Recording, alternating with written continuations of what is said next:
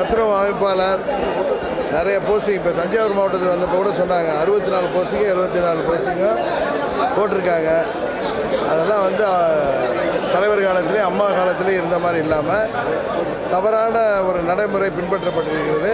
நிச்சயம் இதற்கு அரசியல்வாதிகளினுடைய இன்ஃப்ளூயன்ஸ்னால் தவறு நடக்கிறது. நாளைக்கு இங்கே இருக்கிற ஆட்சி மத்தியில் இருக்கிற பாரதிய ஜனதா கட்சியுடைய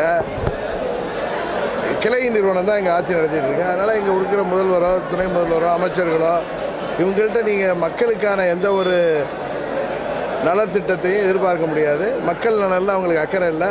அம்மா தொகுதியிலேயே அந்த மக்கள் தங்களுக்கு வாக்களிக்கலைங்கிறதுனால திட்டங்களை இதுவரைக்கும் கேள்விப்படாத மாதிரி நிறுத்தியிருக்காங்க. தமிழ்நாடு முழுவதும் இவர்கள் முறைகேடுகளில் ஈடுபட்டு இருக்கிற வரைக்கும் லாபம் ஒன்று இவங்க அவங்க வருமானத்தை பார்க்குற வேலையில் ஏற்படுறாங்க. ஏன்னா மறுபடியும் தேர்தலில் ஜெயிக்க முடியாதுன்னு தெரியும். அதனால் எவ்வளோ நாள் ஆட்சி நீடிக்குதோ அவ்வளோ நாள் லாபம்னு இவங்க ஒரு லீஸ் மாதிரி எடுத்து நடத்திக்கிட்டு இருக்காங்க. தர்ம யுத்தங்கிறத ஒரு துப்பாக்கி யுத்தம்.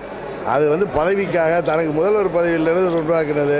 நம்ம தஞ்சை மாவட்டத்தை பாதிக்கிற மீத்தேன், கெயில், அடுத்தது வந்து இந்த செயில் கேஸ், இப்போ வந்து இந்த ஹைட்ரோ கார்பன், இதெல்லாமே மக்களை பாதிக்கும் தான். நிலத்தடி நீரை பாதிக்கும், விவசாயத்தை பாதிக்கும், மக்களை பாதிக்கிற திட்டங்கள் தான். நான் அன்றைக்கே சொன்னேன், இங்கே வைரமே கிடைச்சாலும் மக்கள் விரும்பாத ஒரு திட்டத்தை எத்தனை லட்சம் கோடி வருமானம் வந்தாலும் அதை அரசாங்கம் கைவிடணும்.